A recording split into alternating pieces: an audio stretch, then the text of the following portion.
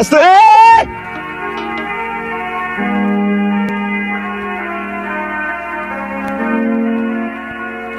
ভাইজান আর কতক্ষণ এখানে অপেক্ষা করতে হবে? বললো যে আর 5 মিনিটের মধ্যে চলে আসবে। আসতেছে, একটু অপেক্ষা কর।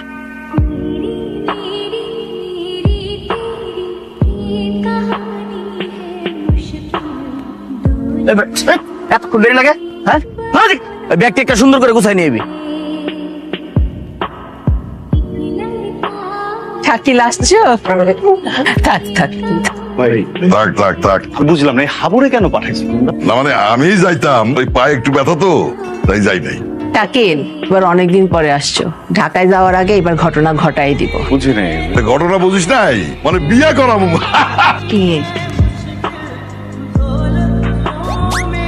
চিৎকার করবেন না, চুপ। দেখেন, আমি এখানে খারাপ কোনো ইন্টেনশনে আসিনি। আমার কোনো রেকর্ডও নাই খারাপ কিছু করার কখনো। আপনি যদি এখন চিৎকার করেন, শুধু শুধু দুই ফ্যামিলির ভিতরে আবার বড় একটা গ্যাঞ্জাম হবে। আপনি কি এটা চান? গুড। মেলা হচ্ছে, মারা গেছিলাম বুঝছেন। মেলা যে দেখলাম উদ্ভটদের রকমের চুরি, বুঝতেছিলাম না যেটা কাকে দিব। আপনার কি আমাকে উদ্ভট মনে হয়? আমার দেখা সব থেকে সুন্দর মেয়ে আপনি, আপনার জন্য নিয়ে আসলাম প্লিজ। আপনার কোনো আইডিয়া আছে ভাই আসছে? আমার ভাইরা যদি কেউ টের একটা বুলেটের গুলি। আপনার ভাই আমাকে মারলে আমার লোকজন কি বসে থাকবে? কার সাথে এত জোরে জোরে কথা বল? আমি ভিডিও কলে কথা বলতেছিলাম আর কি। ওই হেডফোনটা নষ্ট তো, এই জন্য সাউন্ড জোরে আসতেছিল। বিদেশে যাবো না। তোর কি মাথা খারাপ হয়েছে? তুই বিদেশে চলে যা। সবাইকে বিদেশে কেন যেতে হবে? আমি তো গ্রামে থাকতে চাই। এই 12 মধ্যে তুই টিকতে পারবি? তোমরা টিকে আছো না? তোমরা যদি টিকে থাকতে পারো তাহলে আমিও টিকে থাকতে পারবো। তোমরা যেরকম ভয় পাচ্ছ, অন্য সময় শত্রুরা আমাদের উপর অ্যাটাক করবে, ওরাও কিন্তু এরকমই ভয় পায়, ভাবে যে আমরা অ্যাটাক করবো। তোর এত জ্ঞানের কথা শোনার ইচ্ছা আমার নাই। ওই চৌধুরী বংশ আমি যে পর্যন্ত সাফ করতে না পারবো, সেই পর্যন্ত এই গ্রামে শান্তি আসবে না। যতদিন পর্যন্ত তোমাদের এই দাঙ্গা চলতে থাকবে, কোনোদিন গ্রামে শান্তি আসবে না। শুয়োরের বাচ্চা আমার বাপরে পঙ্গু বানায় রাখছে, তার সাথে তুই মিলতে চাস? তুমি যে মারবা, ওরা আবার আসবে, আবার মারবে। আমার চোখের সামনে তুমি মরবে, আমার ভাবি মরবে, সবাই মরবে, আমি দেখতে পারবো না। I love you. Love you too. কেমন আছো তুমি? যেমন রাখছো। তারপর বলো খবর কত দূর?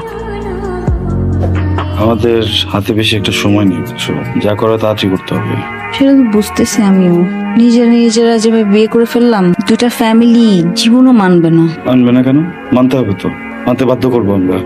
আমার ভাইজানদেরকে কে বুঝাবে বলো? আমি কিভাবে ওনাদেরকে রাজি করাবো বলো? তাদেরকে বলবা সত্যিটা বুঝে, আর কতবার বল? কি হলো? খানেগো বংশ ধ্বংস করার আগ পর্যন্ত আমাকে মনের ভিতরে কোনো মায়া জন্মান যাইব না। একদম ঠিক কথা কইছো ভাইয়া। আমি ছাড়বো না প্রীতিকে, ওকে বিয়ে করবো। তোরা তোমার সমস্যা, তুই খান বাড়িতে দাঁড়া চৌধুরী বাড়ি মাইয়ার কথা কস। শুনে রাখ, আগামী শুক্রবার সালাম হাজির মাইয়ার সাথে তোর বিয়া। আমি তার কথা দিচ্ছি। ভাই আমিও কথা দিচ্ছি, আগামী শুক্রবারের ভিতরে আমি প্রীতিকে বিয়ে করবো, আর তোমরা কেউ মাশাআল্লাহ, মেয়ে তো আমাদের খুব পছন্দ হয়েছে। আমরা শুভ কাজের জন্য একটা তারিখ ঠিক করি। হ্যাঁ হ্যাঁ, আমার কিছু কথা বলার আছে। প্রীতি, এখানে তোমার কোনো কথা বলার নেই। কি বলতে চাও মা, বলো। ভাইজান, আমি একজনকে পছন্দ করি, খানবাড়ির ছোট ছেলে শাকিলকে।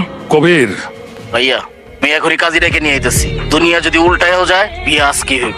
কিন্তু আপনাদের মেয়ে না আপনি থামেন, ওর বিয়ে আজই হবে এবং আপনি ওকে আপনাদের বাড়িতে নিয়ে যাবেন, আর কোনোদিন এখানে আনবেন না। আপনি আমার বউরে আরেক জায়গায় বিয়ে দিতেছেন, এখন আমার কি করা উচিত? কবির, তোর বউ মানে? 7 মাস আগে আমরা বিয়ে করছি, মানে সব ডকুমেন্টস আছে। শুধু তাই না ভাইজান, আমি প্রেগনেন্ট, 5 মাস চলতেছে। তাহলে তো এখানে আর কোনো কথা চলে না। চল বাপ।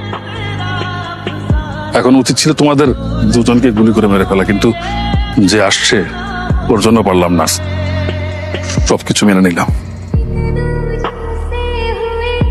চাচাদান আসসালামু আলাইকুম। কিশোর মিষ্টি, বলছি শত্রুতা তো অনেকদিনই হলো। আমার ভাই শাকিল আর আমার বোন নিষ্পাপ মুখের দিকে তাকিয়ে চলো না শত্রুতা ভুলে যায়, আবার বন্ধু হয়ে যায়। সত্যি বলতেছো? তোমার ভাই আর আমার বোন অলরেডি হাজবেন্ড ওয়াইফ। আর সবচেয়ে বড় কথা হলো গিয়া প্রীতির গর্ভে আপনাদের বংশের প্রদীপ আসতেছে। তাহলে তো আমি চাচা আর আমি মামা। আমার শ্রদ্ধেয় পিতা আলফাজ খানকে সামনে রেখা আমি আপনাদেরকে কিছু কথা বলতে চাই। আজকে আমার ভাই আর চৌধুরী সাহেব তার বোন, তারা একত্রিত হয়েছে, দুইটা পরিবারের একত্রিত করছে। আমি আপনাদের কাছে করজোরে ক্ষমা চাইতেছি, আপনারা আমাকে এই দুই পরিবারের ক্ষমা করে দেবেন। আজকে এই শুভক্ষণে আমি ওগো একটা উপহার দিতে চাই, কিন্তু এই বাগান বাড়িটা আমি সৎভাবে ইনকাম করে বানাইছি তোর জন্য। আরে নে, ওখানে সব সাজানো আছে, তোমরা সুখে থাকবা সেখানে। আমার বন্ধু তার কৃতকর্মের জন্য ক্ষমা চাইছে, আমিও আমার কৃতকর্মের জন্য ক্ষমা চাইতেছি আপনাদের সবার কাছে।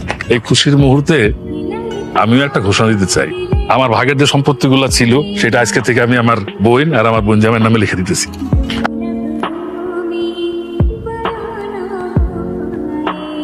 আমার না বিশ্বাসই হচ্ছে না কিভাবে হয়ে গেল।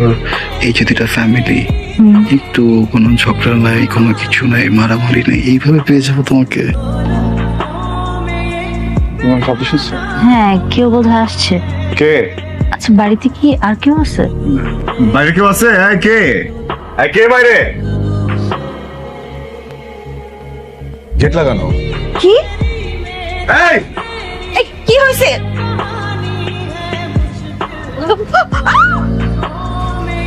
প্রীতি! এই, ঠিক আছো তুমি? শাকিল, শাকিল, তুমি ঠিক আছো? হ্যাঁ, সকাল সকাল এই সকাল আমি মারা যাচ্ছি শাকিল। আমার বাচ্চাটাকে বাঁচাও শাকিল। এই প্রীতি, প্রীতি, এই কে আছে এখানে? এই আমার বউটা প্রেগন্যান্ট, প্লিজ এরকম করো না, গেটটা খোলো। প্রীতি, ভাইয়া, এই বাচ্চাটা কিচ্ছু হবে না। এই প্রীতি, এই প্রীতি, এই ভাইয়া, প্লিজ আমার বাচ্চাটা মারা যাবে, আমার বউটা মারা যাবে। এই কে আছে, গেটটা খোলো।